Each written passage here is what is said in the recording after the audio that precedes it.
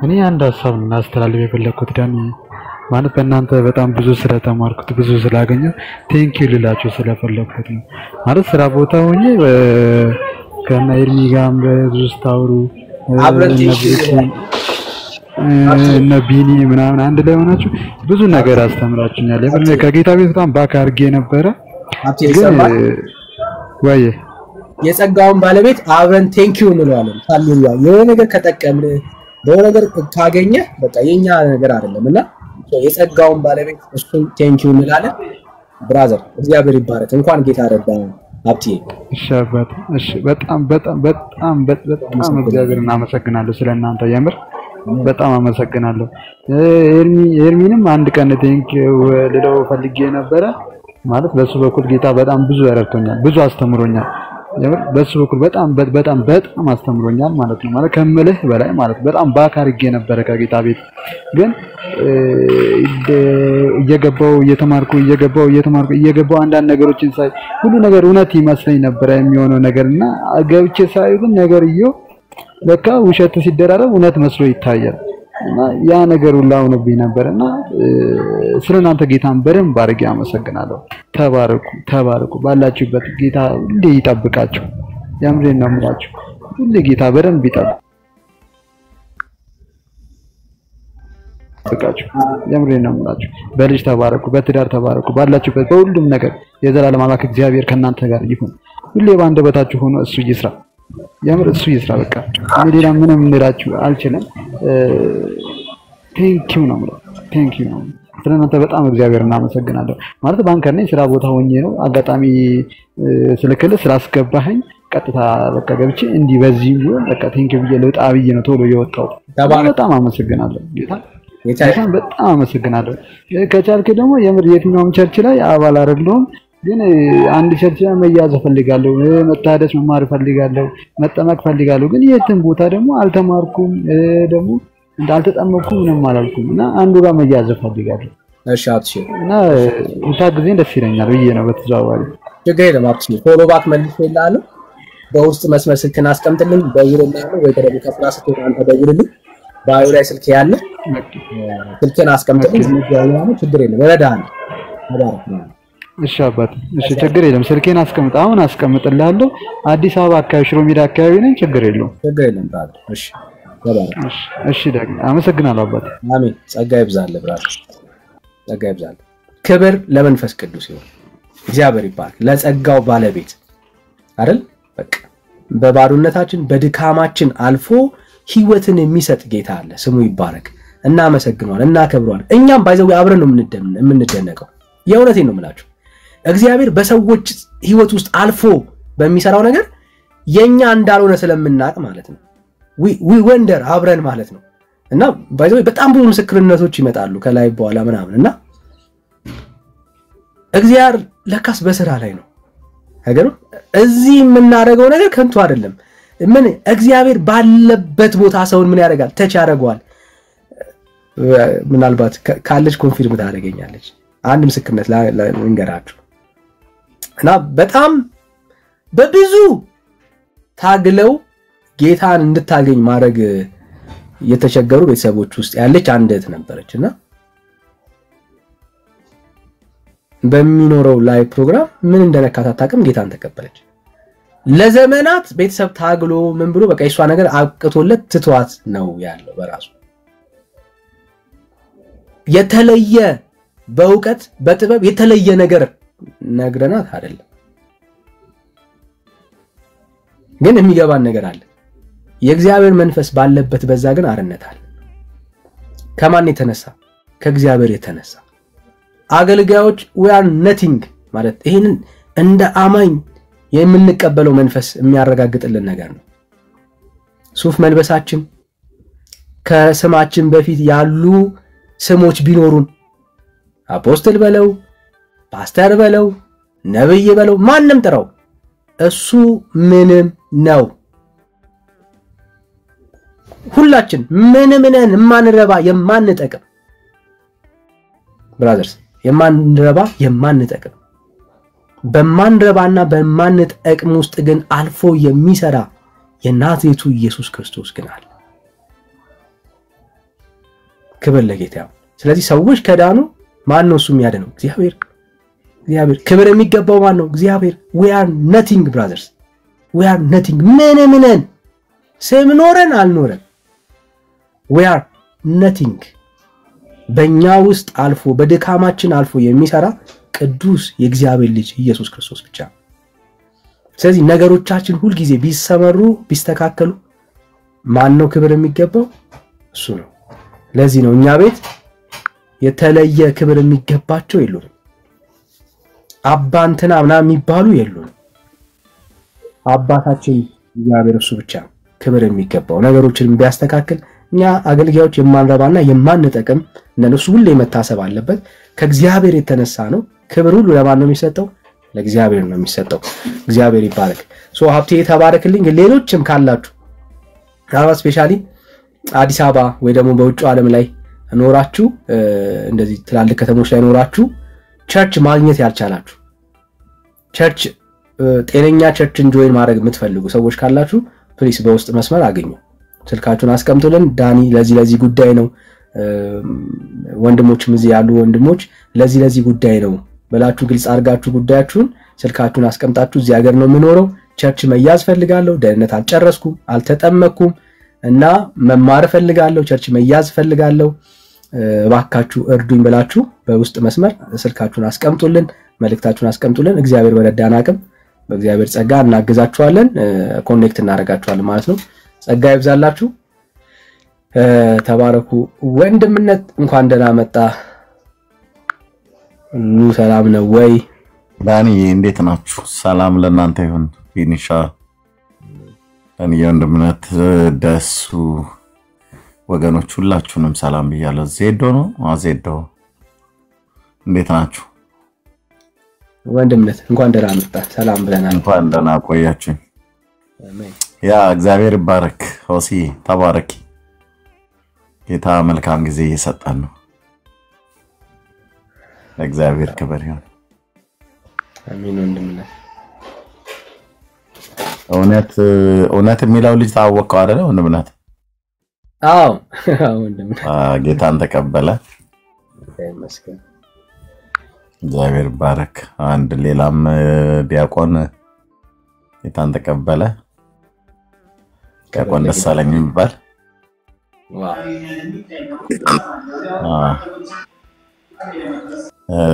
ታችን ደግሞ ስዊድን ውስጥ የምትኖር አንዲት እህት እግዚአብሔር ይባርካት። እሷም እንደዚህ ወደ ጌታ መጣች። ሶስቱም ማገኘዋቸው እግዚአብሔር ይባረክ። ጌታ ይባረክ። በውስጥ ደግሞ በጣም ብዙዎች ጌታን እየተቀበሉ አሉ። ስለነሱም እግዚአብሔር ይባረክ። ክብር ለጌታ ይሁን። አሜን አሜን። ክብር ለጌታ ይሁን።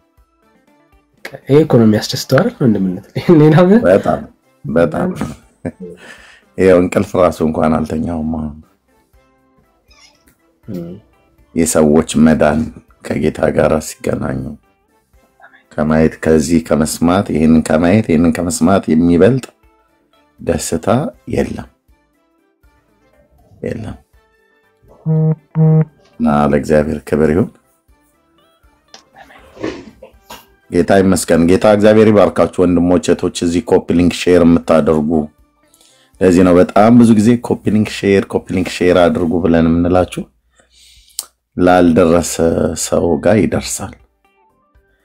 ይሄን መርሃ ግብር የማይከታተሉ ሰዎች ስላልደረሳቸው ነው የማይከታተሉት። ስንት እዚህ ያለውን ነገር ቢሰሙ ለብዙዎች የዘመናት ጥያቄ የሆነባቸው ነገር መልስ የሚሆነው ነገር ለህይወታቸው የዘመናቸውን የህይወታቸው መልስ የሚሆነው ነገር እግዚአብሔር በእኛ በደካሞች በልጆቹ አልፎ ሊመልስላቸው ሊነግራቸው ይችላል። ይሄ የህይወት ጥያቄ ማለት ብሎ ስለ እንጀራ ስለ መብላት ስለ መጠጣት ስለ እህል ብቻ ስለ መኖሪያ ቤት ስለሚነዳ መኪና ወይ ስለሚኖርበት ሀገር ስለ ኢኮኖሚ ብቻ አይደለም። ይሄ ህይወት ጥያቄ በጣም ብዙዎች አውጥተው ታይናገሩ እንጂ ሞት ያስፈራቸዋል ብዙዎቹ።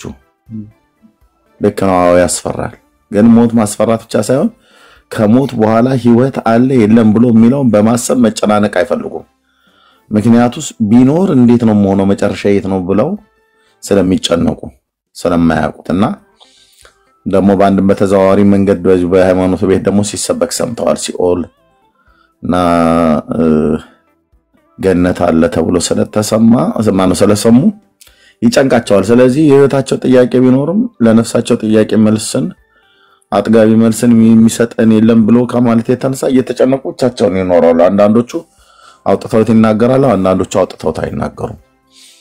እና ሼር ስታረጉ ለነሱ ሁሉ ጭምር ነው ሊደርስ የሚችለውና እግዚአብሔር ደግሞ የሚድኑበትን እውነት እንዲሰሙ ጌታ ይሄንን እድል አመቻችቶላቸው እንዲድኑ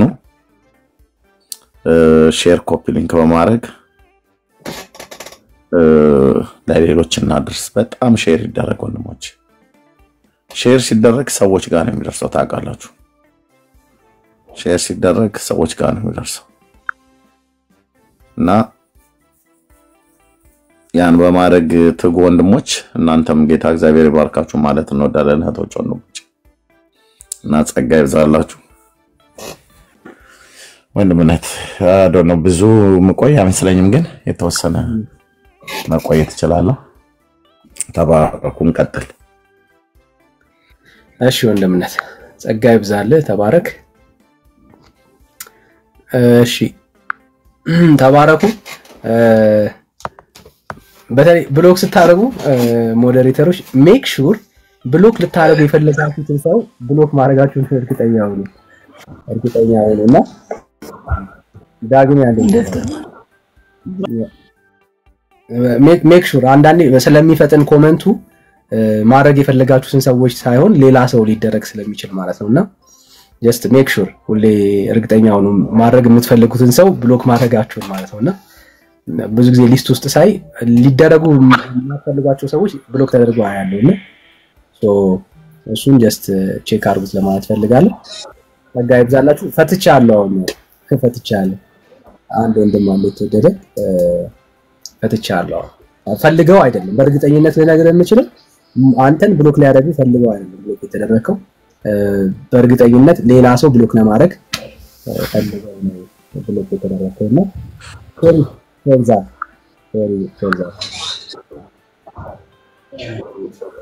እሺ ዳግም ሰላም ናችሁ? ደህና እግዚአብሔር ይመስገን። እንዴት ነው ራዲዮ? እግዚአብሔር ይመስገን ክብሩ ይስፋ። ሰላም ናችሁ? ደህና ነኝ፣ በጣም ደህና ነኝ። ከየት ቤት ያለ?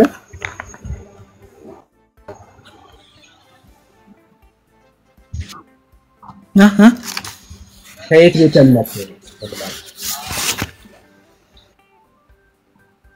ኦርቶዶክስ። እሺ እንኳን ደህና መጣ። እንኳን ደህና ቆያችሁ። ቁርባን ያለው ነው ድምጽ አለ አንተ ጋር የሚረብሽ ድምጽና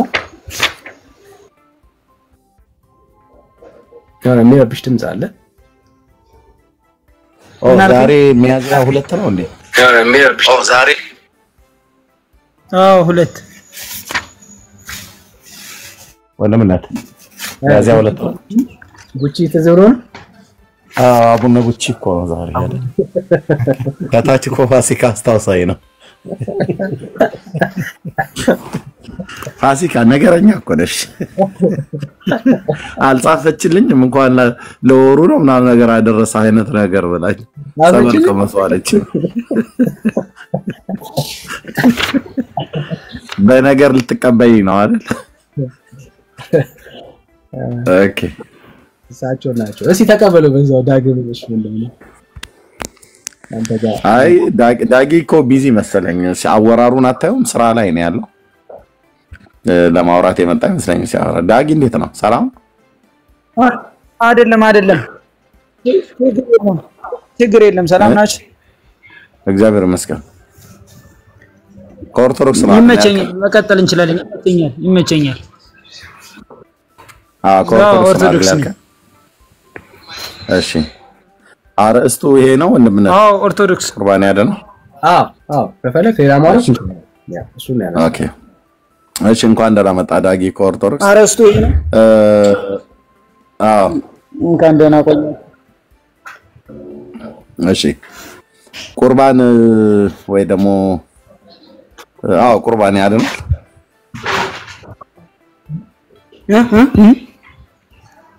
አይ አንተ ስራ ላይ ነህ እኮ ነው የምልህ።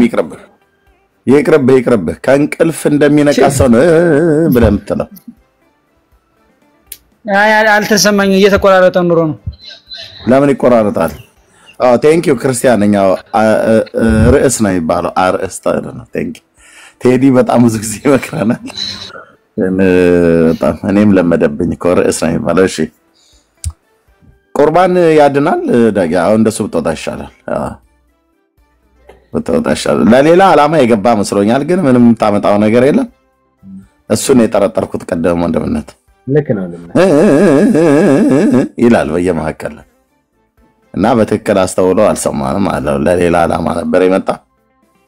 ያው የጨረሰ መስሎት ነው ሄደ።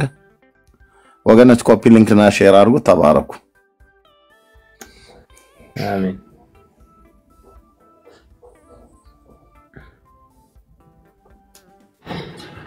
ኦኬ ንስሪ ነው ንስሪ ንስር ነው። ሰላም ነው። እሺ ደህና ነኝ እግዚአብሔር ይመስገን። እንዴት ነው?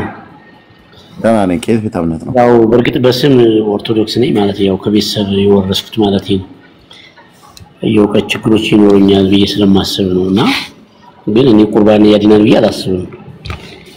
ሰው በስራው ነው የሚድነው ብዬ የማስበው እና እሱን አልቀበልም።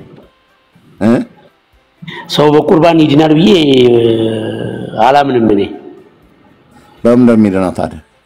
በስራው ነው ብዬ ነው የማስበው። በስራው አንተ ድናል። በስራ ድናል። በስራ አይ ፈጣሪ ስለሚምረኝ ነው እንጂ እኔ መቼስ ኃጢአተኛ ነኝ ብዬ ነው ራሴን የምገልጸው። አንዴ ኃጢአተኛ ነኝ፣ አንዴ በስራው ነው ምንድነው? አሁን በጠዋት ግራ የምታጋባ ለይ ከሁለት አንዱ ኃጢአተኛ በመርህ ደረጃ ኃጢአተኛ ነኝ ብለህ ካመንክ ለኃጢአት መድኃኒት ያስፈልጋል አያስፈልግም? ያስፈልገኛል። በቃ አሁን መግደርደሩን ትተህ ለኃጢአት መድኃኒት ካስፈለገ መድኃኒቱን መፈለግ ነው የሚሻለው እንጂ አንዴ በስራ ነው የሚድነው ብለህ ካልክ በኋላ አንተ በስራ ትድናለህ ቢስል አልዳንኩም። ኖ አባጀብቷል። ፈጣሪ ሊያድነን የሚችለው ሰው በስራው ነው። እቺን በስራው መጠየቅ አለበት። መጽሐፍ ቅዱስ አንብበሃል? ሁሉ ኃላፊነታችን የሚመጣው ወደዚህ ምድር መጽሐፍ ቅዱስ አንብበሃል? አንብቤ አላውቅም። እኔ በሎጂክና በሪዝን ምመራው። በቃ እሱ ነው ችግር። አሁን ለምሳሌ መኪና መንዳት ትችላለህ? ኤርሚ ቆይ መጀመሪያ መጽሐፍ ቅዱስ ካላ ቁርአን አንብበሃል ወንድሜ? ቁርአንም አላነበብኩም። ቁርአንም መጽሐፍ ቅዱስም አላነበብኩም። አንብቤ አላውቅም። ኦኬ መሐመድ እውነተኛ ነብይ ነው ብለህ ታምናለህ? ያው ነብይ ዞሮ እኮ ሰው ነው አይደል? ሰው ነው እንግዲህ ምናልባት ጥሩ ነገሮች አምላክ ነው አላልኩም። መሐመድ እውነተኛ ነብይ ነው ብለህ ታምናለህ ወይ ነው ያልኩህ። እኔ እኮ ሙስሊም አይደለሁም እኮ አልኩህ እኮ በውርስ እኔ ኦርቶዶክስ ነኝ። እኔ መቼ ሙስሊም ነህ አልኩኝ ወንድም አለም። እኔ መሐመድ እውነተኛ ነብይ ነው ብለህ ታምናለህ ወይ ነው ጥያቄው። እኔ አምናለሁ። ኦኬ አይ ቢኒ ቀደም ሲሆን ተቆምበታለህ ሄደ። አይ የሚሰማኝ ነው እኮ የምናገረው ሐሳብ ስለሽ አይ ከየት እንደሆንክ ከአንዱ ብታመልጥ ከሌላ አታመልጥም። በቃ አንተ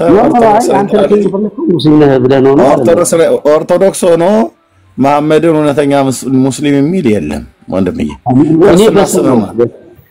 ክርስትና ስምህ ማን ነው? ንስር ነው ስሜ። ክርስትና ስምህ ንስር ነው? ወልደሃና ወልደሃና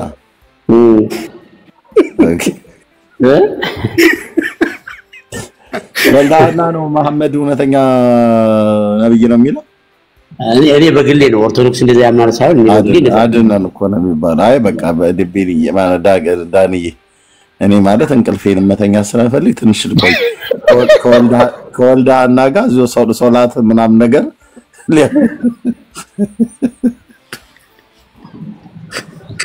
ነስር ግን አዑዙ ቢላሂ ለሙስሊም የሚሰጠው ስም አለ ለሙስሊም የሚሰጠው ስም ወልድ ነው እንዴ ሙስሊም አይደለሁም እንዴ እንዴት ነው ሰውዬ እኔ የወሎ ክርስቲያን ነኝ በቃ ምንድነው የወሎ ክርስቲያን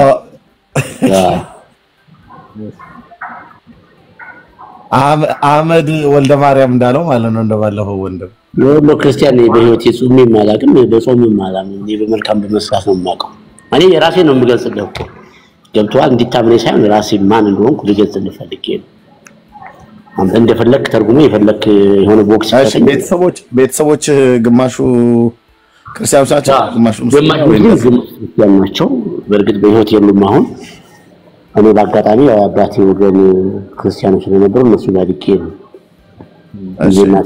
ወንድነት ቀደም ግን ዲኒ በማለት ገባ እንጂ በጣም ወሳኝ ጥያቄ ጠይቀው ነበርና እሱም ፕሊዝ አላነብም በሎጂክ ነው የምመራው አለና የጠየቀው በጣም ወሳኝ ጥያቄ አለ ስለ ድራይቪንግ አዎ ምክንያቱም እሱኛውን እንጠይቀው ነበር እሺ ወንድምነት እሺ ኦኬ መኪና መንዳት ትችላለህ እንዴ ነሰር ትችላለህ አውሮፕላን ማብረር ትችላለህ አልችልም ብንሰጥህ አሁን ከአዲስ አበባ አስነስተህ አንዱን ቦይንግ የምትሰጥህ ማብረር ስልጠና ያስፈልገኛል ስልጠናውን ለመውሰድ መጽሐፍ አለ አይደል አዎ ለሚገባ ማንበብ አለብህ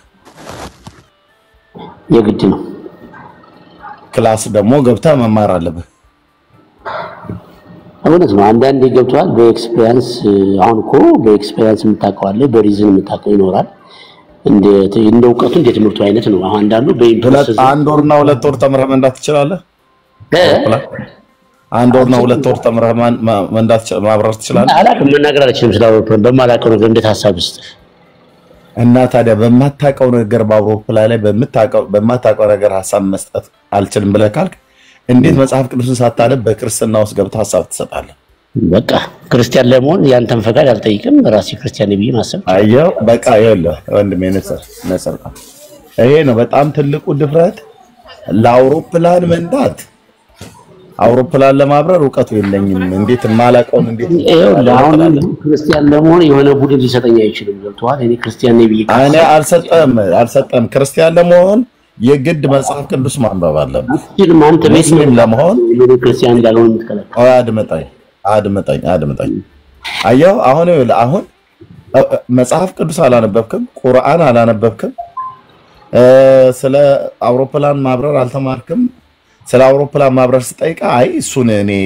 ባልተማርኩበት እንዴት ላበር እችላለሁ እንዴት ተሳሳብ ሰጣለሁ ብለህ እዛ ላይ ጥንቃቄ አድርግ ሃይማኖት ቤት ላይ ግን ገብቼበት ልፈትፈት እያልክ ነው አንደኛ እዚህ ያለኑ እስላም ለማድረግ ብትፈልግ አንደኛ የቁርአን ዕውቀት ሊኖር ይገባል ምክንያቱስ እዚህ መተህ የምትናገረው ስለ ቁርአን ከሆነ አንድ ሰው ወደ እስልምና ሃይማኖት እንዴት ከፈለክ ቁርአንን አንተ ሳታቅ ቁርአንን ሳታነብ መተህ ቁርአንን ሳትሰብክ ማንንም ሰው ሙስሊም አታረግም ማለት ነው እንደዚህ ሁሉ እንደውም ሙስሊም ለመሆን ቆይ ወንድሜ ቆይ ችግር የለውም እንደዚህ ሁሉ መጽሐፍ ቅዱስን ሳታነብ አንተ ራስህ ክርስቲያን ሳትሆን ስለ መጽሐፍ ቅዱስ ምንም ዕውቀቱ ሳይኖርህ ጌታችን መድኃኒታችን ኢየሱስ ክርስቶስን በአብ ወወልድ ወመንፈስ ቅዱስ አምነን ሰዎች ክርስቲያን እንዲሆኑ ልትሰብክ አትችልም ማለት ነው አንተ አሁን ለሰዎች ምንም አይነት ስለ ሃይማኖት ለመናገር ምንም አይነት ዕውቀቱ የለህም ምንም እኔ በእኔ እምነት እንግዲህ አንተም እኮ ዕውቀት አለህ ብዬ እኮ አላሰብም ገብቶሃል አንተ አልክሱን አሁን አየህ ያላሰብም አንተ እንደምትል ማለት ነው ምን ሪኮግናይዝ አሁን ምን እያልክ ነው ታውቃለህ ለምሳሌ አውሮፕላን የሚያበረውን ካፒቴን ብታገኘው አንተ አሁን ልክ እንደዚህ የምትለው ነው የምትለው አይደለም አሁን ስትፈልግ በሎጂክ ትገባና አሁን ሎጂክ ሲመጣ ደግሞ ይሄኮ አንተ ኦኬ አሁን እንደው ለምሳሌ ከሁለቱ ሃይማኖት ጠረጴዛ ላይ ቢያስቀምጡልህ የትኛውን ነው ምርጫ የምታደርገው እኔ ሙስሊም ይሻለኛል ይመስለኛል አሁን በእውነት ስለዚህ አሁን አንተ ሙስሊም ከተሻለ እታች ሄደህ ያው ተጣጣብና ሶላትህን አድርግ ሳምቡሳህን ብለህ ይሻለኛል እታች ወረደልህ አንተ ምንም በቃ ቴንክ ዩ እታች ወረደ ወንድምነት እታች አውርደው በቃ ሲጀምሩ እታች ወረድ።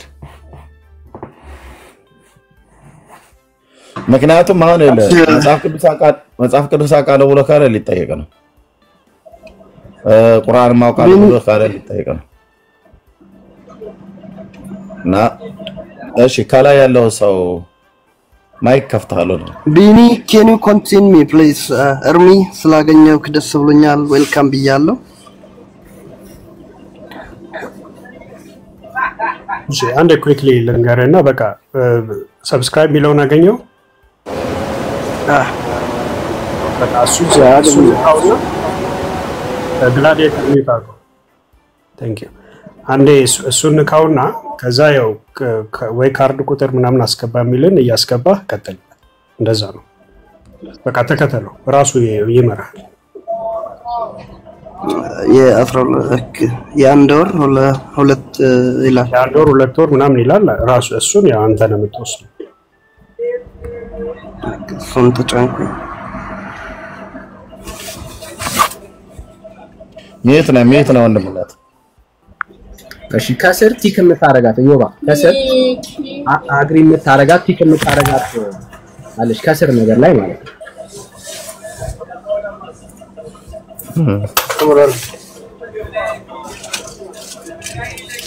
ታርገ ኔክስት ነው በቃ ይመጣል።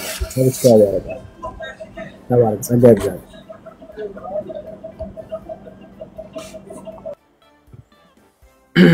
ከስር ላይ አለች ቲክ የምትባለው ሳይንት ነው ሳይንት ነው ሲዮባ ቃል ላይ እኮ ጀምረን ታውቀው አይደል? ና እስኪ ግባ። ሳይንት ላክልንና ግባ። ሳይንት ነው ሳይንት ነው ሳይንት ነው እሺ ሳይንት ነው። እውነት አርነት ያወጣል የሚባለው ልጅ ደግሞ ከስር አዑዙ ቢላሂ ሚነሽ ሸይጣን ረጂም ብለናል። በእስላሙ ፈልግ ነበር እያለ የሚያስቸግር ልጅ አለ። ከቻለ እሱ ይግባና ወግተን በቃ አይ ነው እሱ የሚፈልገው በውስጥ ላክልኝ ማለት እውነት አርነት ያወጣል ነው። እሺ ኦኬ በውስጥ ላክልኝ በቃ አይ ነው በውስጥ ላክልኝና ዮሐንስ ወንጌልን አስነብቤ እንትን እልሃለሁ አሰልምሃለሁ። ወንድምነት ነገር ፍለጋ ነው እንደዚህ የምጽፈው። ያው ሰላም ብያለሁ። ለማንኛውም ጠፍታል ደግሞ ገስት ላይ አትታይም ብዙ ጊዜ ተዳይ። አይ ገደለም እንፈራለን እንጂ። እሺ እግዚአብሔር ይባረክ። ኦኬ ተስፉ ከየት ቤተ እምነት ነው ከታች ያለው ተስፉ?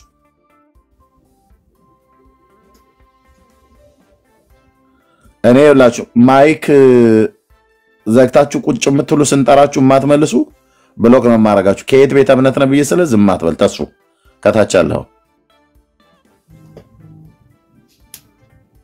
ኦኬ እንደዚህ የምታረጉ ከፍታችሁ አይ ክርስቲያን ነን ብላችሁ ካላችሁ ማለት ትችላላችሁ። እንደዚህ እንዳታረጉ እሺ። እሺ ገላን ነው ግላዲኤተር ሰላም እንዴት ናችሁ? እግዚአብሔር ይመስገን። ከየት ቤት ነው? ይሰማል? ከኦርቶዶክስ ነው። እሺ እንኳን ደህና ቆያችሁኝ። ጥያቄ ነበረኝ ለመጠየቅ ነው። ኤርሚያ እኛን ጠይቀን ይቻላል? እሺ ጠይቅሽ። የኔ አሁን ከቁርባን ጋር ተያይዞ ነው የኔ ጥያቄ። እርሱ ብዙ ስለሆነ ማለት ነው። ምናልባት ግን አሁን ከቁርባን ጋር ተያይዞ በቁርባን የሚሰጠን ስጋውና ደሙን ነውና ምናልባት የክርስቶስ ስጋና ደሙን መቀበል ከኃጢአት አያድነንም ነው። ምንድነው ድምፅ አላበት? ዶር ኤርፎን አድርጌ ነበር አልሰማላ። እግዚአብሔር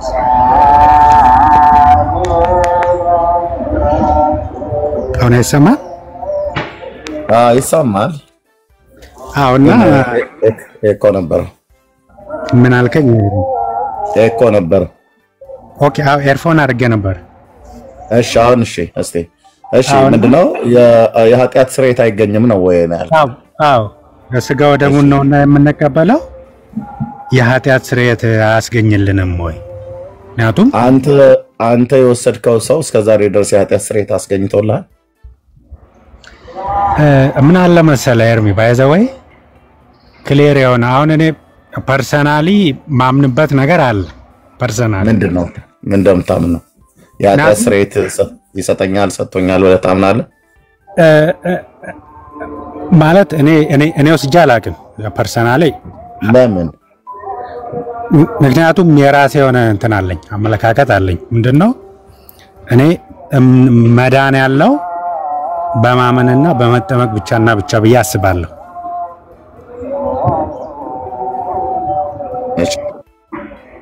ግን ምናልባት ከቁርባን ኮንሰፕት አንፃር ሲታይ አሁን ስጋና ደሙን ነውና የምንወስደው የክርስቶስ ትክክለኛ ስጋ የክርስቶስ የምንወስደው አትበል። አንተ አትወስድም። አንደኛ የኃጢአት ስርየት እንደማይሰጥ ስለምታምነው፣ ሁለተኛ ወይ ስርዓቱን ስለምትንቀው። ቆይ ማናክሳ ኖርማል የዛ ፓርት ነኝ፣ ግን ጥያቄ ስለሚፈጥርብኝ በፍጹም ወስደው ባልወሰድከው ነገር ላይ ጥያቄ ይፈጥርብኛል አትበል። ያልወሰድክበት ምክንያት የኃጢአት ስርየት እንደሚሰጥህም ስላላመንክ ወይ ስለምትንቀው ስርዓቱን ነው እንጂ የኦርቶዶክስ ክርስቲያን ሆነ እንዴት ቅዱስ ቁርባን እስከዛሬ ያልወሰድክም? አይ እኔ በስንት ዓመት ነው የተጠመቀው? ለምሳሌ ነው በ40 ቀን ነው። በ40 ቀን እሺ። ያኔ እንደወሰድክ ታምናለህ አታምንም? እኔ ኖርማሊ አላምንም በዛ ነው። ምክንያቱም አዋቂ አይደለሁም፣ አላውቅም። መጠመቅህንስ ታምናለህ አታምንም? ተነግሮኝ ነው። በምን ላቅ ይችላል?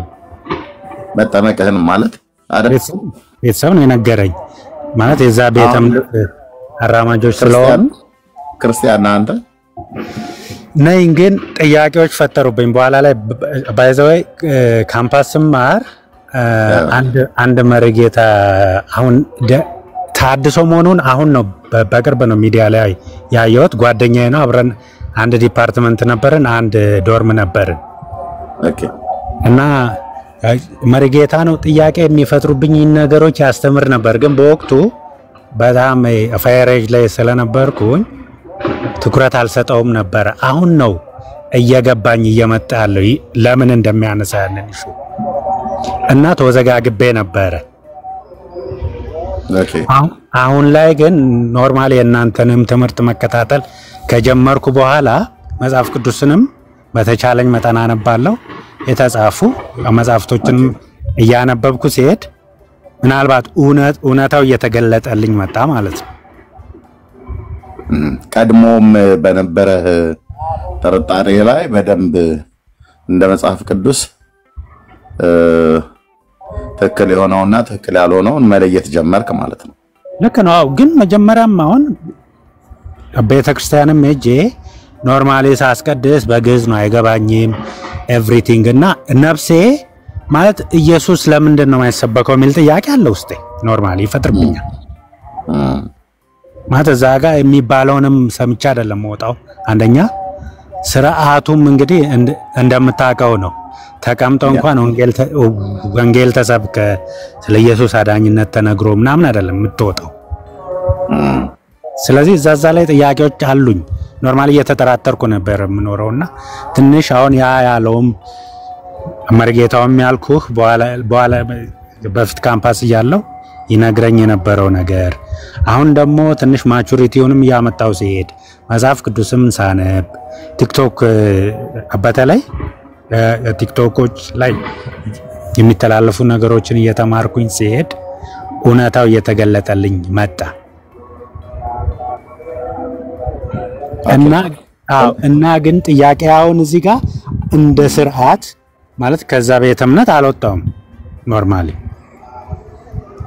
ግን እንደ ስርዓት እኔ ባልቀበለም ግን ሃይማኖቷ እያደረገች ያለችው ነገር ምናልባት ልክ ይሆናል ወይስ አይሆንም የሚለውን ክላሪፋይ እንድታረግልኝ ነው። የኔን አቋም ግን እነግርሃለሁ። እኔ መዳን በኢየሱስ ነው ብዬ አምናለሁ። በአብ በወልድ በመንፈስ ቅዱስ ነው ብዬ አምናለሁ እኔ ፐርሰናሊ። ኦኬ ቴንክ ዩ ወንድማችን፣ ጥሩ ጥያቄ ነው የጠየቀው። መጠየቅም ያለበት ጥያቄ ነው። እንግዲህ በካምፓስም እያለው ከካምፓስም በኋላ አሁን ቀደሞም ላይ የነበረ ነገር ይመስለኛል መጽሐፍ ቅዱስን ማንበብ ስለጀመርክ የእግዚአብሔርን ቃል ስታቅ ወይ ደግሞ ቀደም ደጋግም የጠራው መርጌታ እሱም ከነገረህ የተነሳ ወይ ደግሞ ሶሻል ሚዲያ ላይ ከሰማው ቃል የተነሳ ቀደሞ በውስጥህ ለምንድነው ብሎ የሚል ጥያቄ ወይ ደግሞ ለምንድነው ብሎ የሚል ጥያቄ ነበረ ከመጀመሪያው ማለት ነው። ለምንድነው ክርስቶስ የማይሰበከው ብሎ የሚል ማለት ነው። ኦኬ እኔ ይሄኛውን ክርስቶስ ለምንድነው የማይሰበከው ብሎ የሚለውን ጥያቄን ጭራሽ የሚያጎላ አሁን ከሰማው ወይ ካነበብከው መጽሐፍ ቅዱስን ማንበብ ወይ ደግሞ ሶሻል ሚዲያ ላይ ከቲክቶክም ከዛ ከመርጌታውን ከነሳማው የተነሳ ውስጥ ጥያቄ ሞር መፈጠሩ በጣም ጥሩ ነው። በጣም ጥሩ ነው። ጥያቄ ሲፈጠርባቸው ብዙ ሰዎች ይሽሻሉ ከዛ ቦታ ላይ። አትሽሹ። ጥያቄውን መጋፈጥ በጣም ጥሩ ነው። ታዲያ ሶሉሽኑ ምንድነው? ለጥያቄው ተገቢ በውስጣችን ለተፈጠረ ጥያቄ ተገቢ የሆነ ጥምን የሚያረካ መልስ ማግኘት ወሳኝ ነገር ነው። ወሳኝ ነገር ነው። ብዙ ሰው ጥያቄውን አይምሮ ውስጥ ይዞ ማብሰልሰል የነገሩ እውነተኝነትና ሐሰተኝነት አጥፊነትና ጎጅነት ማውጣት ማውራድ አይፈልግም። አቦ መጨናነቅ አልፈልግም። ዝም ብሎ ድብርት ሌሌ ማምጣት አልፈልግም ምናምን ነገር ብሎ ያለ እንደዚህ ፈታ ዘና ማለት ነው መፈልገው ብሎ ይላሉ። ኖ ጥያቄዎች በውስጣችን ሲፈጠሩ ጥያቄዎቹ መፈጠራቸው ተገቢ ነው። በተለይ በመንፈሳዊ ዓለም ተገቢ ነው።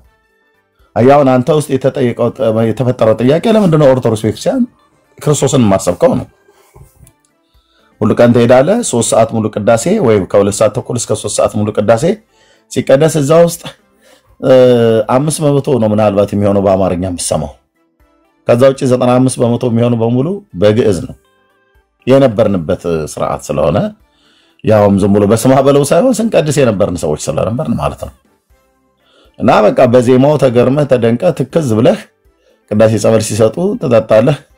ወንጌል 15 ደቂቃ የማይሞላ ወንጌል ተብሎ የሚሰበካለ ማለት ሰው ይነበባል። በቃ እሱን ሳምተ በለት ባላለ ቅዳሴ ጸበል እንሰጣለን። ባርኮት ይደረጋል። የሚቆርብ ይቆርባል፣ የማይቆርብ ወደ ቤቱ ይሄዳል። በቃ አለቀ። ምንድነው አሁን ያን 3 ሰዓት ሙሉ ውለህ 30 ደቂቃ ስለ ክርስቶስ አልተሰበከም? 30 ደቂቃ ቅዳሴ ስብከት ነው ይላሉ። ቅዳሴ ስብከት አይደለም። ኦኬ ቅዳሴ ስብከት አይደለም። እና ቅዳሴው በሙሉ ስለ ጌታ ነው የሚናገረው ይሉኛል ይመጡና ማለት ነው። እኔ ነበርኩ እኮ ስቀድስ የነበረው መታውን እኔ ማንንም ለኔ መጥቶ ሊነግረኝ አይገባም። ቅዳሴ ስለ ጌታ መናገሩና ስለማን እንደሚናገር ስለማን እንደማይናገር ማለት ነው። ያው ደግሞ እኮ ዝም ብሎ ተራ የሰንበት ተማሪዎች ሆኖ ተራ ምዕመናን መጥቶ ነው ቅዳሴው ስለ ጌታ ነው የሚናገረው ብለው የሚሉ። እኔ እኮ ቁጭ ብዬ በአብነት ትምህርት ቤት ቅዳሴ ተምሬ የምቀድስ የነበርኩ ሰው ነው። እኔ አሁን ዋናው ጥያቄ ወንጌል ስብከት ስለ ክርስቶስ ኢየሱስ ስለ ጌታችን የወንጌል ስብከት ማለት አሰባበክ እንዴት ነው በቤተ ክርስቲያኒቱ? ሚዩት አድርገው ዳጊ የገባው ሰው። እሺ ያ ስለዚህ ጥያቄ መፈጠሩ ጥሩ ነው ወንድማችን ላንተ።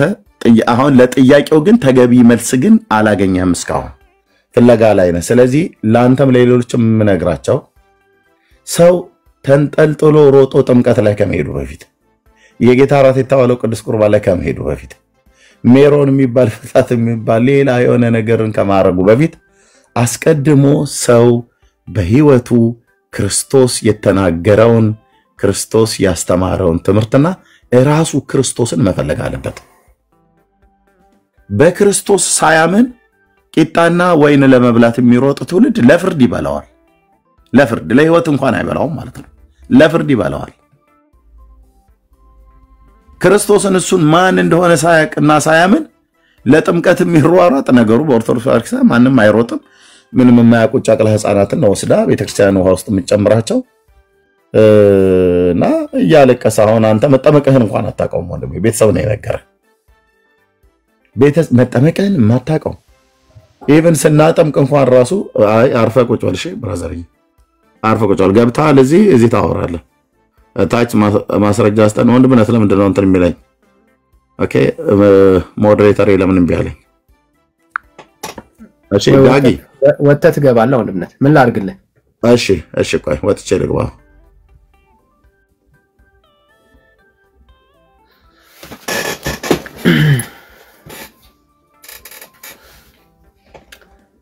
ያ ወገኖች ሼሩ አይኮ በደንብ ታብታብ ይደረግ። ዳጊ ሚውት አድርግ።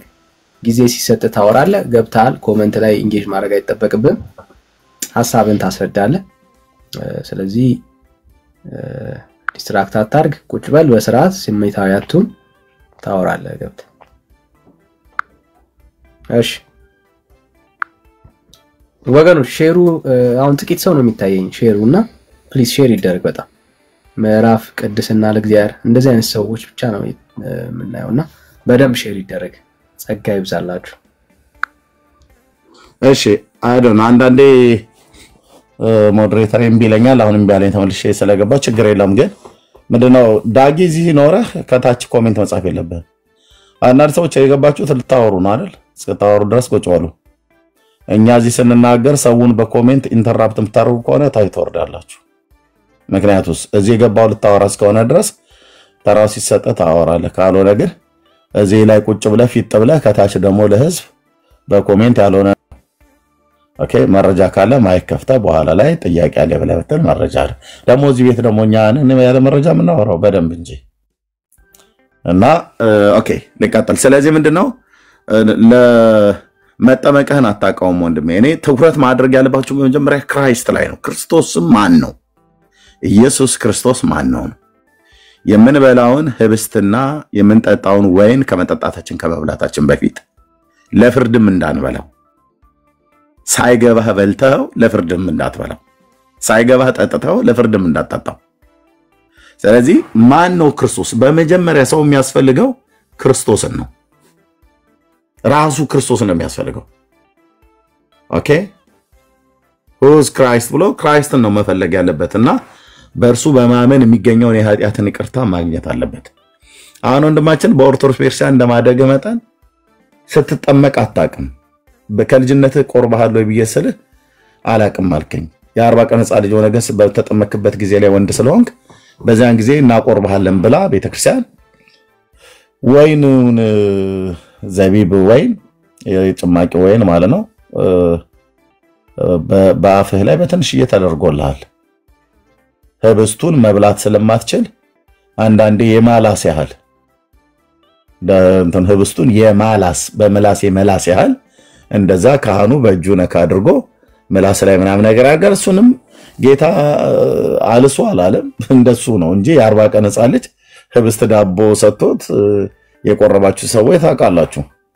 እኛ ነን የጋገርነው እና እሱን ስለላስክ ለህይወት በላሁት ለህይወት ጠጣሁት ብለህ አትልም። ምንም የበላውንም የጠጣውንም አታውቅም። ምን እንደበላ ምን እንደጠጣህ ምንም የምታውቀው ነገር የለም። ምንም አንተ ምንም አታውቅም። አንተ ነህ ተጠማቂው። ስትጠመቅም አንተ ምንም አታውቅም።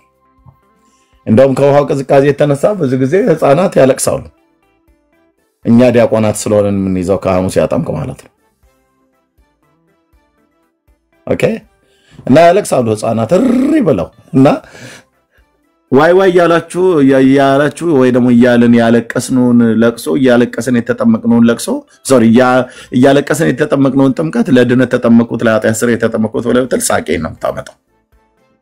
ይሄ ዝም ብሎ ተራ ጨዋታ ነው ወንድሞቼ። ስለዚህ ሰው መጠመቅ ያለበት መቼ ነው ይላል መጽሐፍ ቅዱስ? አምኖ ነው መጠመቅ ያለበት። ሐዋርያት ሥራ መጽሐፍ ምዕራፍ 8 ማርቆስ ወንጌል መጽሐፍ ምዕራፍ 16 ላይ ማለት ነው። አምኖ ነው ሰው መጠመቅ ያለበት። በማን ነው የሚያምነው? በኦርቶዶክስነት በጴንጤ ሃይማኖትነት ሳይሆን የሚያምነው በእግዚአብሔር ላይ በኢየሱስ ክርስቶስ ነው። ምኔ ነው ብሎ የሚያምነው አምላኬ ነው፣ ሰማያትና ምድርን የፈጠረ እሱ ነው፣ እኔንም የሰራኝ እሱ ነው፣ ደግሞ ለበደል ኃጢአቴ ሊሞትልኝ ቤዛ ሊሆን ከድንግል ሴት ተወልዶ በመስቀል ላይ ሞቶ ነፍሴን ከታችኛይቱ ከሲኦል የተቤዣት ቅጣቴን የተቀጣልኝ የኃጢአት ዕዳዬን የከፈለልኝ እሱ ነው። ስለዚህ በእርሱ አምናለሁ ብሎ ሰው ሲያምን በስሙ ያኔ የኃጢአቱን ይቅርታ ያገኛል፣ የዘላለምን ሕይወት ያገኛል። የኃጢአቱን ይቅርታ ያገኘ ሰው ይጠመቃል። የዘላለምን ሕይወት በክርስቶስ ኢየሱስ ያገኘ ሰው ይጠመቃል። ኦኬ የዘላለም ሕይወት በክርስቶስ ኢየሱስ በማመን ያገኘ ሰው የጌታን ራት መጽሐፍ ቅዱስ የጌታ ራት ነው ብሎ የሚለው ቁርባን ብሎ የሚል የአዲስ ኪዳን መጽሐፍ ትምህርት አይደለም፣ የሐዋርያቱ ትምህርት አይደለም።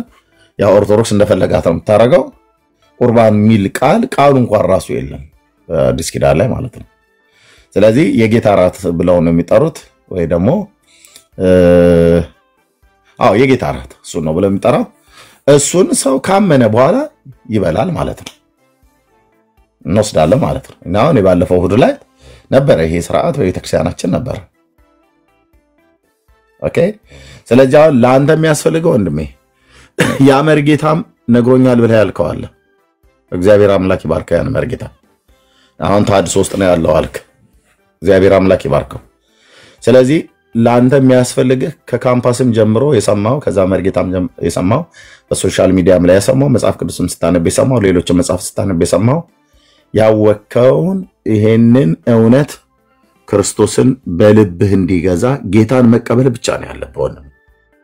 ጌታን መቀበል ማለት ማስለላከው ነው የምቀበለው ብሎ የሚል ጥያቄ ደግሞ መነሳት አለበት። መቼም አሁን አንድ ነገር ተቀበል ብዬ ብልህ እንትን ምንድነው ጠጅ ቤት ተቀምጠው በማሲንቆ እየገዘገዙ ተቀበል እንግዲህ እንደሚባለው አይነት ነገር አይደለም።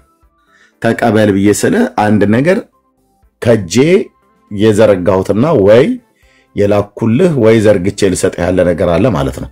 አሁን ስለዚህ ክርስቶስን ተቀበል ብለን ማለታችን ወይ መጽሐፍ ቅዱስ እንደዛ ብሎ ማለቱ ከየት ነው ክርስቶስ የመጣው? ከሰማያት ወደዚህ ዓለም መጥቷል።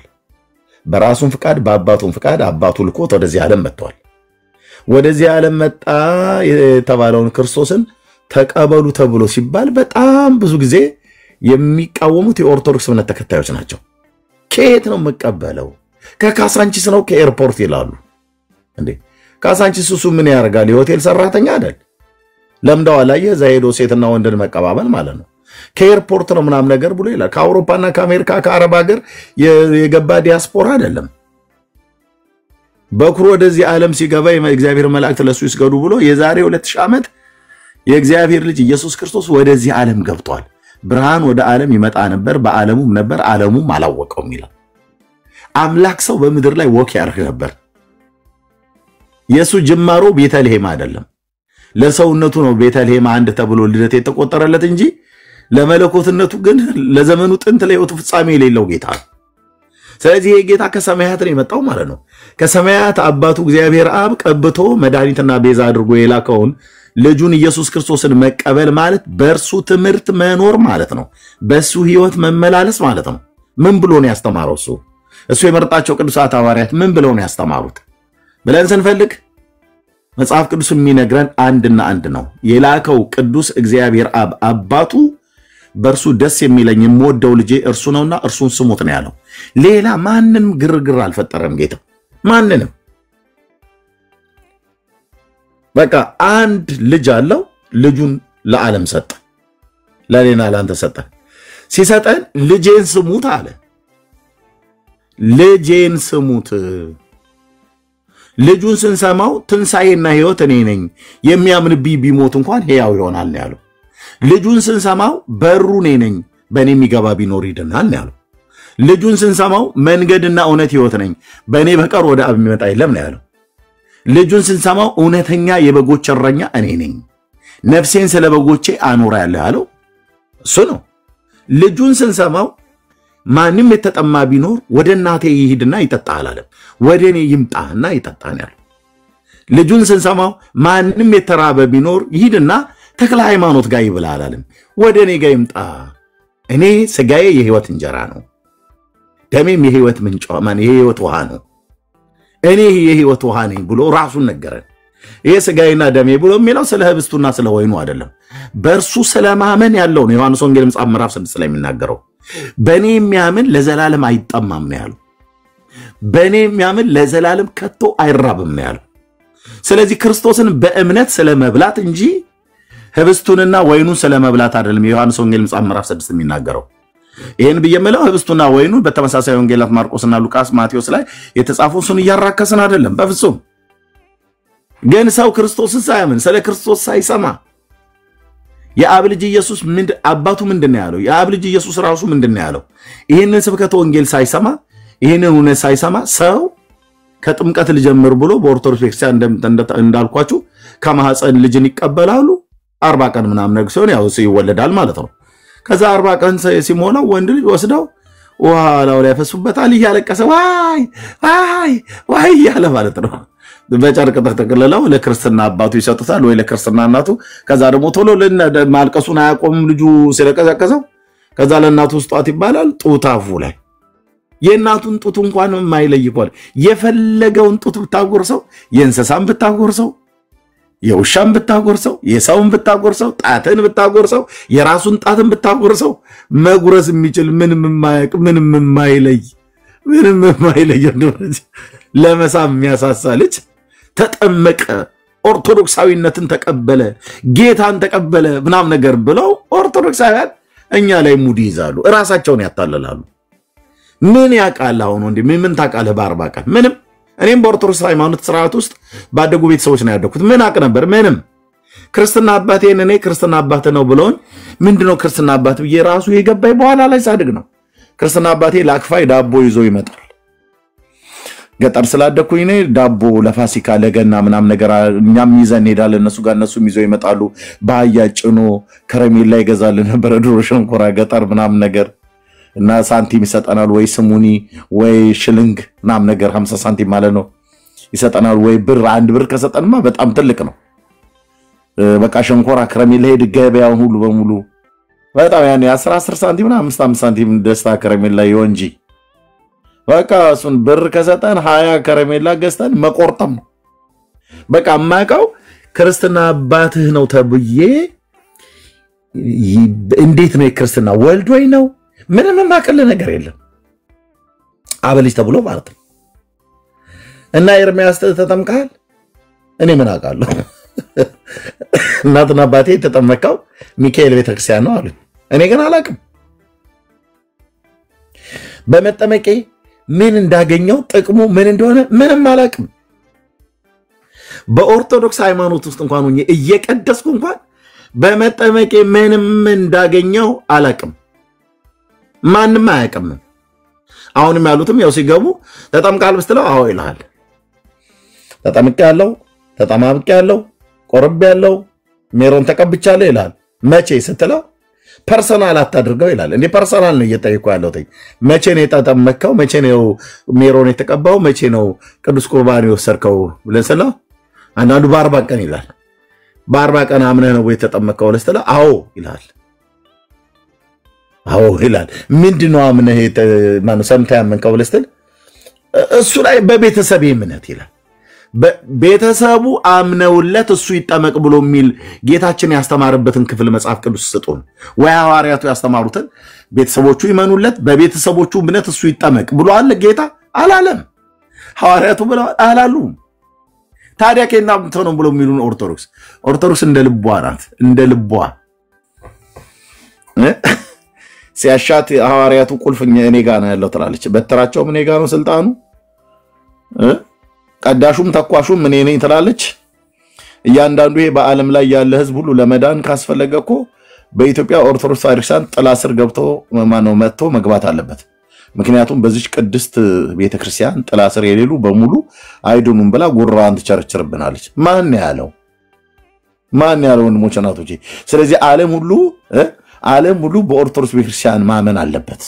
ምን መንግስተ ሰማያት ለመግባት ይሄ ነው ሳቄን የሚያመጣው ወንድሜ። መጽሐፍ ቅዱስ ግን ምን ይላል? እግዚአብሔር በዘላለም ሐሳቡ በሰማይና በምድር ያሉትን ሁሉ በፕሮቴስታንትነት መጠቅለል ነው፣ በካቶሊክነትም መጠቅለል ነው፣ በኦርቶዶክስነት ማሸግ ነው አይልም። በልጁ መጠቅለል ነው የዘላለም ሐሳቡ ማለት። ልጁ ያለው ህይወት አለው ነው እንጂ ያለው ኦርቶዶክስነት ያለው ህይወት አለው አይልም። ጴንጤነት ያለው ህይወት አለው አይልም። ስለዚህ በባህር ደሴቶች አሉ፣ በሩቅ አገር ያሉ ስንት ሺህ ቋንቋ እኮ ነው በዚህ ምድር ላይ የሚነገር እና የዘላለምን ህይወት ለማግኘት ተንሱ ለጸሎት ብሎ ሲል አረባዊው እግዚኦ ተሳለን ማለት አለበት በኦርቶዶክስ ስርዓት። በዚች ሃይማኖት ለኛ መኖር ወገኖቼ እንዴት ማረፍ መሰላችሁ? ቀሚሳ ሙሉ ዝም ብሎኛ ላይ ህዝብ ላይ ሲጮህ ይውላል። ልጁ ያለው ነው ህይወት አለው የሚለው ዘያምን በወልድ ቦ ህይወት ዘላለም። እኔ የምኖርበት ሀገር የፓሲፊክ ውቅያኖስ ነው፣ ትልቅዬ ውቅያኖስ ማለት ነው። በሱ ላይ የሚኖሩ ስንት ስማቸውን በጠራልህ ራሱ አንዳንዶቹን ጂኦግራፊ ላይ ካልተማራችኋቸው በስተቀር ማታቋቸው ራሱ ስማቸውን ለመጥራት እንኳን አሁን እዚህ ባህር ውስጥ አለ እንዲህ የሚባል ደሴት ነው ብለህ የምትለው ሰዎች አሉ። አንዳንዱ ላይ 600,000 ሰው ይኖራል። ካርታ ላይ ብትፈልገው አታያቸው፣ ውሃ ሆኖ ነው የምታያቸው። በደንብ እንደዚህ ጉግል እያደረግህ ስታደርገው በጣት እንደዚህ እያሰፋ ስትመጣ እዚህም ከሰው አለ ትላለህ።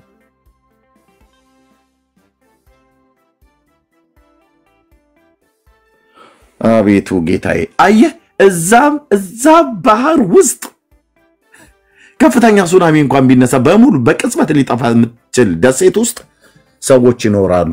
ሰዎች መኖር ብቻ አይደለም፣ እነዛ ሰዎች የአብ ልጅ ኢየሱስ ክርስቶስ የህይወታቸው አዳኝና ጌታ አድርገው ተቀብለውት በእውነተኛ የክርስትና ትምህርት ይኖራሉ። አየህ፣ እግዚአብሔር ልጆች አሉት ማለት ነው። በኦርቶዶክስ አስተምሮት ሁሉ ዓለም ሁሉ በዚች በተዋህዶ እምነት ሐዋርያቱ በመሰረቷት በክርስቶስ ደም በተመሰረተች ይችላል እና ዓለም ሁሉ ኦርቶዶክሳዊ መሆን አለበት ለመዳን። ይሄ የግብዞች ስብስብ ይባላል። ወንድሜ ዓለም ለመዳን በፕሮቴስታንትነት መሰብሰብ የለበትም። ካናደድኳችሁ በዚህ ክብር ለጌታ ይሁን። የሥራው ጠባይ ነው እንደዚህ እግዚአብሔር እንደዚህ ማድረግ ማለት ነው። በካቶሊክነት አይደለም የሚጠቀለለው፣ በፕሮቴስታንትነት አይደለም የሚጠቀለለው፣ በኦርቶዶክስነት አይደለም የሚጠቀለለው። ዓለም በእግዚአብሔር ልጅ ነው ማመን ያለባት። በልጁ ያመነ አይፈረድበትም። በልጁ ያላመነስ ኦርቶዶክስነት ውስጥ ሆኖ ይፈረድበታል። ፕሮቴስታንትነት ውስጥ ሆኖ አቋልኩ ነገ በሲኦል ሊቀቀል ይችላል። ካቶሊካዊነት ውስጥ ሆኖ ነገ በሲኦል ሊነፍር ይችላል አልኩ። በልጁ አያምንማ። ካቶሊክ በሚባል ካታጎሪ የሆነ እምነት ውስጥ ነው ቁጭ ብሎ ራሱንም የሚያታልለው። ኦርቶዶክስ በሚባል ሃይማኖት ውስጥ ቁጭ ብሎ ራሱን ይሸውዳል። ፕሮቴስታንት በሚባል ሃይማኖት ውስጥ ቁጭ ብሎ ራሱ ላይ ቁማር እየተጫወተ ነው ማለት ነው። በእግዚአብሔር ልጅ ነው ማመን ዋነኛ ወንድሜ። እግዚአብሔር የድንኳን ብዛት ጋጋታ አልፈለገም ነበር። እነ ድንኳን ያልኩት እነ ጴጥሮስ እንዳሉት ማለት ነው። 3 ዳሶችን እንሰራለን፣ አንዱን ለሙሴ ኢየሱስ የሚናገረውን አያውቁም ነበር ተብሎ ተጽፏል። እነዚህ እኮ የሚናገሩትን እናውቃለን ብለው የሚሉ ሰዎች ናቸው። ኦርቶዶክስ የሚባል ድንኳን ሰርቶ ልክ ኦርቶዶክስ ደግሞ ምስራቃውያንና ኦሪየንታል ይላል። እግዚኦ ካቶሊክ ዩኒቨርሳል ተብላ ማለት ነው። ሰው ለመዳን በፖፑ በኩል ነው መሄድ ያለበት። ሰው ለመዳን ትኬት መግዛት አለበት ብላ እኮ ትኬት ሸጥ ነበር ኦርቶዶክስ ማለት ካቶሊክ። እግዚአብሔር በሉተር በኩል መጥቶ ድብልቅልቋን ግልብጥብጧን አውጥቶ እስኪ ጥላት ድረስ ትኬት ሸጥለ ነበር። ለመንግስተ ሰማያት መግቢያ ትኬት ግዙ እያለች ማለት ነው።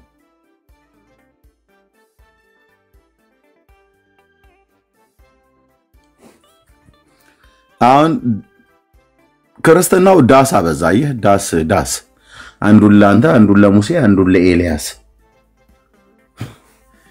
እሺ አሁን ሁሌ እናገራታለችን ቃል ይሰራ ተብሎ ጌታ በቃ ስሩን ቶሎ አፍጥነው ጴጥሮስ፣ ያዕቆብ፣ ዮሐንስ ቶሎ ተነሱ አፍጥሩት። እንግዲህ ዳስ ለመስራት እንጨት መምጣት አለበት አይደል? እዛው ተራራ ላይ ደብረ ታቦር ላይ ተገኘም ካልሆነም ከሩቅ አካባቢ ከዮርዳኖስም ሄደው ቆርጦ አምጥተው ተራራው ላይ ዳስ ቢሰራ ከዛስ እዛ ጌታ አለ፣ ጴጥሮስና ዮሐንስ አሉ፣ ሙሴና ኤልያስ ጌታ አሉ። ሙሴ ኤልያስና ጌታ አሉ፣ ጴጥሮስ ዮሐንስና ያዕቆብ አሉ። 6 ይሆናሉ ማለት ነው። አገራዊ ጦርነት ነው የሚነሳው። ረብሽ በማ በኩል በጴጥሮስና በዮሐንስ በያዕቆብ መካከል። እንዴት? ዮሐንስ ቀድሞውንም የጌታ ወዳጅ ተብሏል። እኔ ከጌታ ጋር ነው እዚህ ድንኳን ውስጥ መቀመጠው ይላል። ይሄውን የእግዚአብሔር የልቡ ሐሳብ ነው። የእግዚአብሔር አብ አይደለም። ድንኳን መስራት የእግዚአብሔር አብ የልቡ ሐሳብ ነው። በፍጹም ሰዎች እንዲህ የሚያደርጋቸው። እሺ ከኤልያስ ጋር ማን ነው የሚቀመጠው? ያዕቆብ ወይስ ማን ነው? ያዕቆብ ወይስ ጴጥሮስ? በጴጥሮስ ችኩልነት ከኤልያስ ጋር ቢቀመጥ ሁለቱ አንድ ድንኳን ውስጥ እንግዲህ መቼም 3 ድንኳን ተሰርቶ 6ቱ ሁለት ሆነው ሊቀመጡ ነው። ዮሐንስ ከጴጥሮስ ቀማን ዮሐንስ ከጌታ ጋር ይቀመጣል። እሱ ቀድሞም የጌታ ወዳጅ ነው ተብሎ ስለተባለ ያው ድሮም እንደምታውቁት ከሱ ጋር ጠጋ ላለው ብሎ ይላል። ያዕቆብና ጴጥሮስ ደግሞ ከሙሴና ከኤልያስ ጋር ይቀመጣሉ። በሙሴ ቀናኢነት ለእግዚአብሔር ሲቀና ጽላት የሚሰብር ነብይ ነው። አድቅቆ ነው የሚጥለው አልኩ። ጉዳይ አይደለም። በጴጥሮስ ችኩልነት ጴጥሮስ ኤልያስ ጋር ቢደርሰው ያዕቆብ ሙሴ ጋር ቢደርሰው እየተሳቀቁ ነው የሚኖሩት። ሁለቱም ቀናኢ የሆኑ ነቢያት ናቸው። በእግዚአብሔር ጉዳይ ድርድር የማያውቁ ሙሴና ኤልያስ ሁለቱም በቅናት የነደዱ ናቸው። እና ምን ይፈጠራል? ጭቅጭቅ እዛ ድንኳን ውስጥ ቁጭ ብሎና የእግዚአብሔር የዘላለም ሐሳቡ ይቀራል ማለት ነው። ኢየሱስ እዛው ተራራው ላይ ቁጭ ይላል። ለነ ጴጥሮስ ፍትፍት ይላክላቸዋል ወደዛ። ከዛ ጌታ አንተ ባለበት በዚህ መኖር ለኛ መልካም ነው ብሏል። ሌላው ትውልድ ከተራራ በታች ያለው የራሱ ጉዳይ። ይሄ ምንድነው የሚያሳየው? አሁን እነሱንስ ጌታ እዛ በደመና መጥቶ ገና ሲናገር ደመና መጥቶ ጋረዳቸው። በእርሱ ደስ የሚለኝ የምወደው ልጅ እርሱ ነውና እሱን ስሙት። ድንኳን እንስራ እያሉ ቢጮሁትን ሐዋርያት ሐሳቡን ሳያስጨርሰው የጴጥሮስን ሐሳብ ሳያስጨርስ እግዚአብሔር አብ እንደ ብሬኪንግ ኒውስ ላይ የገባባቸው መካከል ላይ ደመናው ሸፈነው ይላል። እና ታዲያ ምንድነው ድንኳን ማብዛቱን ተውና ልጄን ስማ ነው የሚለው እግዚአብሔር አብ። ካቶሊክ የሚባል ድንኳን እንዲተከልለት እግዚአብሔር የልቡ ሐሳብ አይደለም። ኦርቶዶክስ የሚባል ድንኳን እንዲተከልለት እግዚአብሔር አብ የልቡ ሐሳብ አይደለም አልኩ። የራሱ ጉዳይ ያዳም ዘር ዝም ብሎ ይተራመሳል። ፕሮቴስታንትነት የሚባል ድንኳን እንዲተከል፣ አይሁዳዊነት የሚባል ድንኳን እንዲተከል እግዚአብሔር ልጁን ለዓለም ነው የሰጠው። ልጁ ያለው ሕይወት አለው። በቃ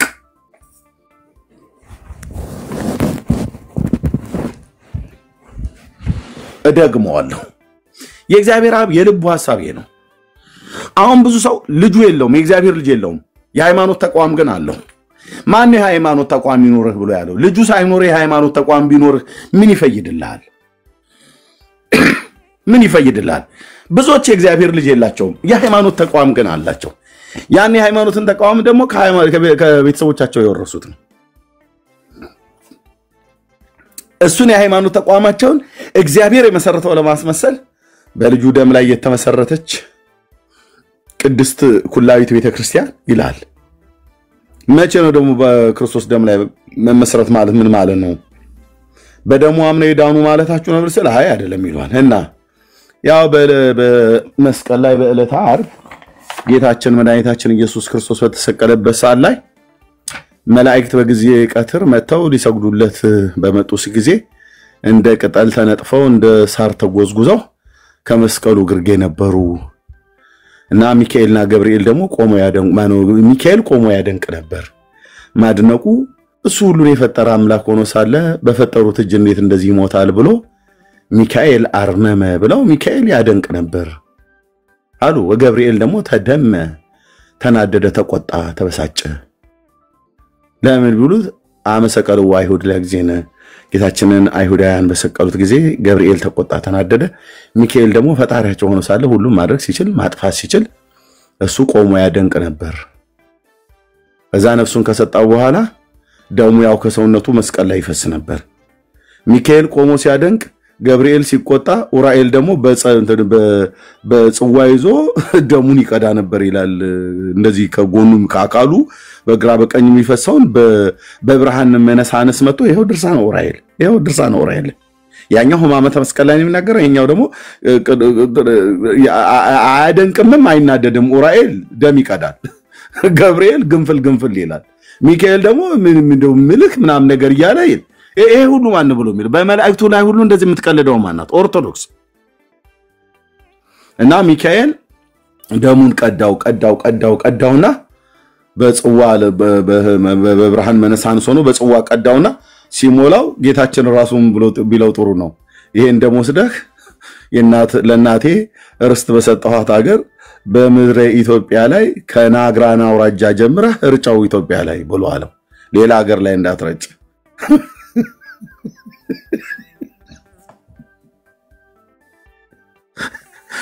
አቤቱ ጌታዬ፣ አቤቱ ጌታዬ፣ አማርኛችንን ደግነቱ ነጮቹ አይሰሙትም።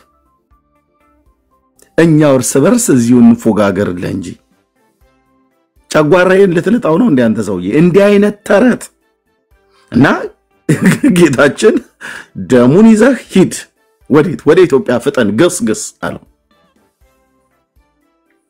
ናይድና ከትግራይ ናግራን አውራጃ ጀምረህ ደሙን እርጨው አለው። በሰሜን በሸዋ፣ በጎንደር፣ በጎጃም፣ በትግራይ እና በኤርትራ እንደዚሁም በሸዋ፣ በወሎ፣ አርሲ ሁሉ፣ ባሌ፣ በገሙ ጎፋ፣ በወሎ፣ በሲዳሞ ክፍለ ሀገር ላይ ሁሉ እርጨው ብሎ ያው ድርሳነ ኡራኤል። አቤቱ ጌታዬ፣ ከዛስ ደሙ ሩፋኤል ሲረጨው ደሙ በተፈናጠቀበት ቦታ ላይ እቺ ቅድስት የሐዋርያቱ ቤተክርስቲያን በዛ ላይ ተመሰረተ ይችላል። ለዚህ ነው በደሙ የተመሰረተ ቤተክርስቲያን ብለው የሚሉት። እኔ የምላችሁ ያኔ ቅዱስ ገብርኤል ሲረጨው በኢትዮጵያ ምድር ላይ እንግዲህ ክፍለ ሀገራቱን ሁሉ ቆይ እንዳላበላሸው ክፍለ ሀገሩን እንዳልጨምር መጨመር መቀነስ አይቻልም። ኤርሚያስ እንደተጻፈው ታነባለህ፣ አንብብ። ካላነበብክ ወሬ እያወራህብን ነው መባል ነው ያለብኝ። የት አለ ወይ? በጎጃም በጎንደር የት ነው ደግሞ የተረጨው?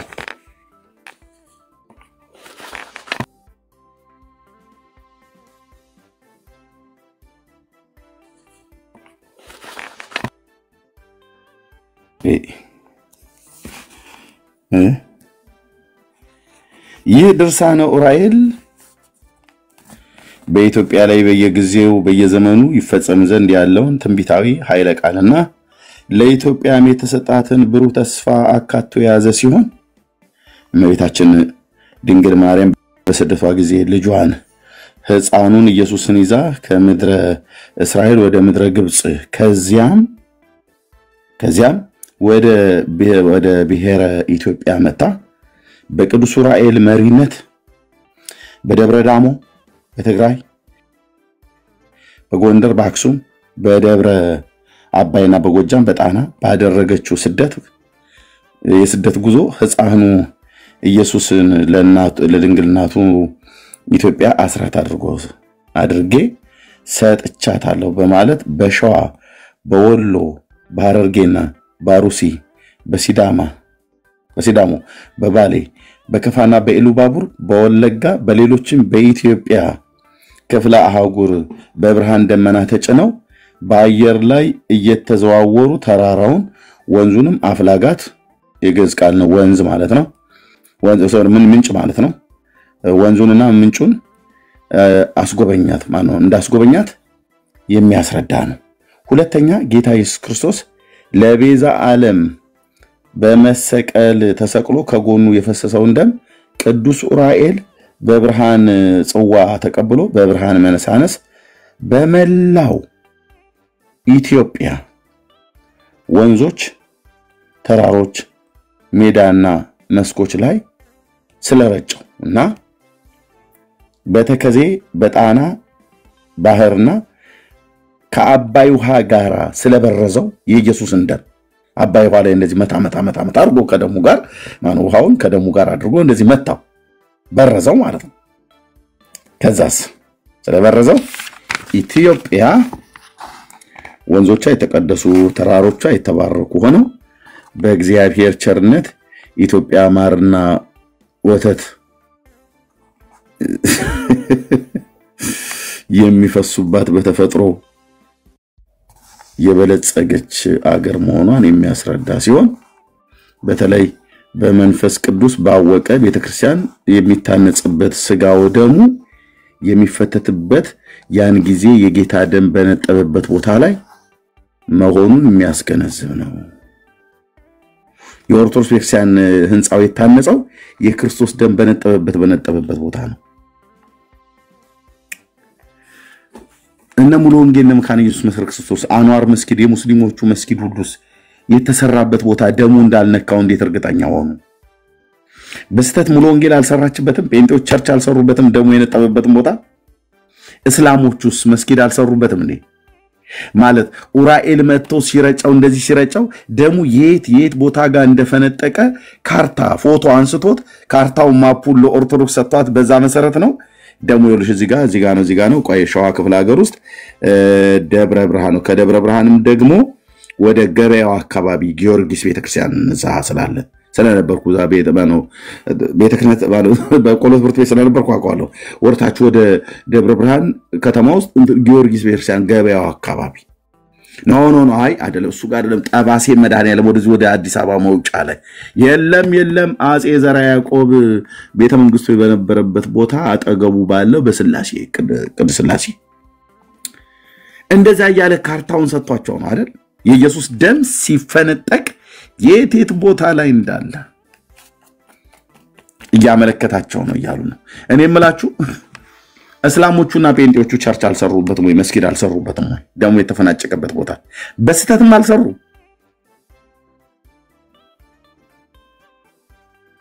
እንዲህ የተባለ ነው ምድራችን ላይ የሚቀለደው ከአባይ ውሃ ጋር በጥብጦት የክርስቶስን ደም ስለበረዘው ይላል አባይ ወዴት ነው ታዲያ የሚፈሰው ወደ ግብጽ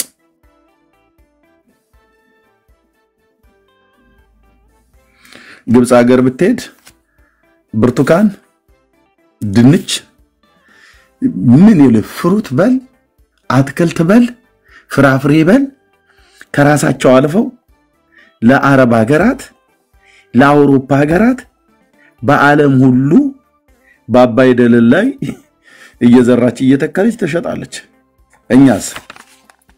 እኛማ እንዲህ ይሉናል ኢትዮጵያ ማርና ወተት የሚፈሱባት ይፈሳል እኛ ሀገር ላይ ማር እውነታችሁን ነው ማር ፈሰስ አይደል ቀበና ማር ነው የሚያፈሳው ዋቢሸበሌ ማር ነው የሚያፈሳው ባሮ ገናሌ አባይ ባንሮ የሚያፈሳው አይደል አዋሽ ማር ያዘ ነው አይደል የማር ደለል ነው አይደል የሚፈሳው ወይስ እኛ ልታናድዱን ፈልጋችሁ ነው የት አካባቢ ነው ኢትዮጵያ ላይ ማር የሚፈሳው ይሄ ከጎጃም ክፍለ ሀገር ላይ ከየገበሬው በእውነት 3 4 ቀፎ ውስጥ እየተለቀመች ምትመጣ ማር በስልቻ ተጭኖ ወደ ስለመጣ ጎጃሜ ማር ሀገር ተብሎ ሲባል ከኢትዮጵያ ከሌላው ክፍለ ሀገር ማር የሚገኘው ዛ ሆነ ተባለ እንጂ እንዴ ብራዘር በጎጃም በገበሬው ጓሮ በቦይ ውስጥ ማርኮ የሚፈሳ አይነት ነገር እኮ የሚያስመስሉት ማር እንደዚህ የሚፈስ ከሆነ ለምን ነው ማር ውድ ሆነው የወተቱን ነገር ተወርሳው ወተት እንደዚህ የሚፈስባት